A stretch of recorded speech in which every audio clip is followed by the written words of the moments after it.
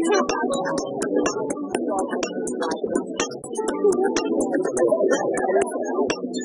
Kevin, tell me, how is it like playing Fela? It is the experience of a lifetime. I think on any given night, I go from kind of feeling the shoes to mostly feeling the shoes. But the more I learn about Fela, the more complex I understand that this man is.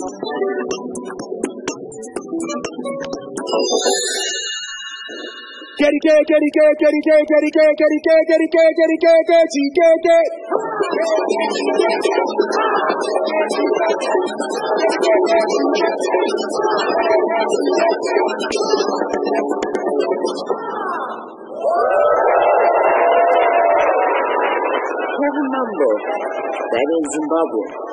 We're talking Fela. What an experience it was watching the show. Man, I'm still doing the kwasa.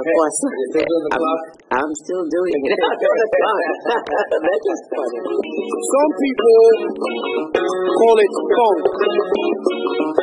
We call it young.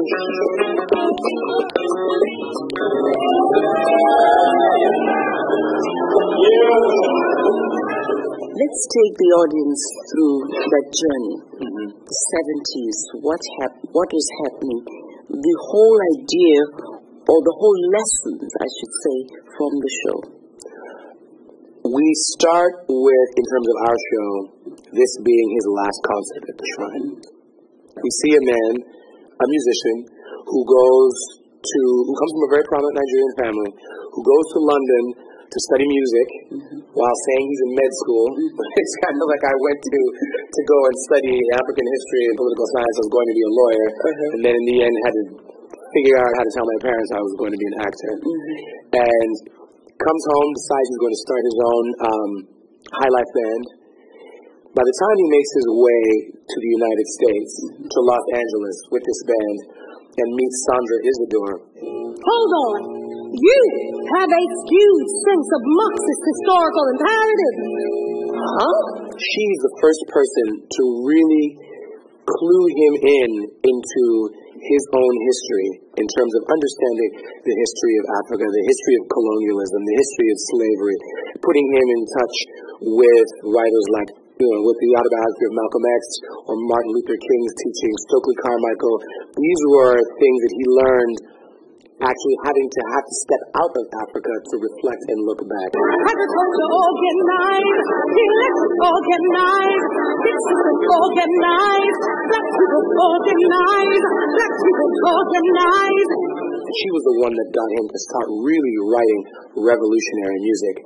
And he borrowed influences, that this is the 70s, James Brown and all of those sounds, and that funk was really the palette of the day and was, for a while, revolutionary music. So it was through that and through the scope of the Panthers and seeing this through Los Angeles, he then took that lens and pointed it back to his own people in Nigeria and decided, I could stay here and be successful. It's important for me to use my music as a tool for dialogue to be bringing people together. You have read about this man, you've dreamt somehow acting the part. What was it like the first night you stepped on that stage and the audience was sitting? The applause and bang, your first words. It was utterly terrifying. In that there is just so much to remember. And it occurred to me as I was getting dressed, if you forget anything, there's no recourse. There's no one else on stage who's going to change it for you, guide you, nudge you. Oftentimes, you're in a play or you're doing a movie, people find cues to kind of put you back in the right place, and you can continue and carry on. And I realized that wasn't going to happen. Everything Scatter is our opening number, and it just had that music has a lot of significance for me in that when I was doing Ruined backstage before going on stage or in between shows more so, this is the piece of music that I had to learn for my audition. So when the music starts, it is always an adrenaline rush for me because it's tied into all of these things. It's tied into my preparation. It's tied into the day I went to audition for Guilty Jones when I decided I was going to book this role. to rehearsal to my very first night on Broadway. And years ago, I think in 95, I won a Daytime Emmy for playing Marcus Williams on The Guiding Light. And I was with my mother, and I was sitting on the aisle, and I was really convinced a friend of mine was going to win. This was my first job out of school. I got nominated only after a few months of work. So I thought, it's nice to get invited to the party. Maybe next year, the following year, I could actually, run the race. And was taken completely by surprise when I won. So walking up to the stage, I wasn't actually sure if I had heard my name correctly. I think Radio City seats something like 5,000 people. And I thought to myself, if the camera cuts away to me and I'm walking to the stage and somebody else gets up, I'm in so much trouble. I would never live this down. So it was a moment where I walk up to the stage and I turned around and all my people were like, go, go, go. My mother's arms were up and going crazy. So I was like, what's happening? And I remember walking up the stairs. And as I got to the very top step, I thought, commit. And I put my foot down on the stage. And it was that moment that I just committed to it. And it was very much like that opening night. I walked up those final stairs and just committed my foot to the stage and said, if you're going to do this and put your foot here, you have to command this, you have to own it, so let's go. So Kevin, tell me, how is it like playing Fela? It is the experience of a lifetime. I think on any given night, I go from kind of filling the shoes to mostly filling the shoes. But the more I learn about Fela, the more complex I understand that this man is. So for me, learning about Fela is playing Fela. I wonder if any one person can ever get it 100%, but I think that daily growth in terms of where he intersects with his world and where he intersects with his music and where he intersects with not only the people around him, but in terms of revolutionary government paradigm or just where he intersects on a Pan-African paradigm. Very fascinating man. Every day I read or see something new before I go on stage, which I try to bring to stage. And whatever I thought about him gets completely turned on its head daily. You live, eat, exhibit this whole Fela persona in you. On stage, without a shirt on, sweating like me. Now you have to tell me how you don't sweat when you have the clothes on. When you have the clothes, I know the sweating shirt to be wringing wet. What is the secret? I absorbency. I think absorbency is the secret. I start my own regimen for this show. That's it. On the daily regimen, I have an hour or two in the gym before the show, lifting weights, running. I steam my voice because we're talking, singing 2.5, 3 hours. His voice is much lower than mine. My voice is much higher. So it's been a battle to try to really inhabit this baritone space in terms of this production. Steam the voice, go to my room. I speak with him for a while. I speak with Fumilayo for a while. I speak with my ancestors for a while. I put my horn together. I play a bunch of music for probably 45 minutes and just get my mind right where it needs to be. And then when I feel like it's time for the break, put the horn down, walk down, grab my microphone, and head into the house. So it really, I think, has to be, because of him and just because of the nature of the spirit of Afrobeat, it has to be an immersion process. This would be a very difficult show to do if your mind is wandering in and out on other things. Bill T. Jones, what a marvelous production. Yeah, I mean, he is, in many ways, is like Fela. It is a grueling thing, 8 shows a week. Some of you know what I'm talking about. And this is more dancing than most shows have. Very, very hot, full-blooded, intense spirit.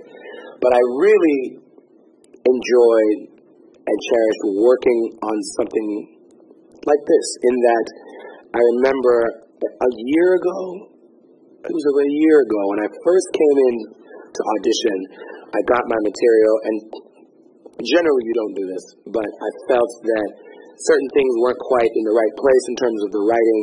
So I thought, well, for me, for my audition, let me rearrange some things. And I rearranged it and wrote some extra stuff and just thought, this is a piece that I can go and audition with like this. And I went in, auditioned for them. And I remember the first day of rehearsal, We were sitting doing table work together, and I'm looking at this script, and all these changes will come in written. And I said, what are all these changes? And those said, this is the stuff you did in the audition. We liked it. We kept it. So we are working in a collaborative environment in many ways. If you have an idea, present it. If not, take instruction or direction. That seemed to be like a little bit more like the band. If you start lining you up like that, it's almost like a pattern of some sort.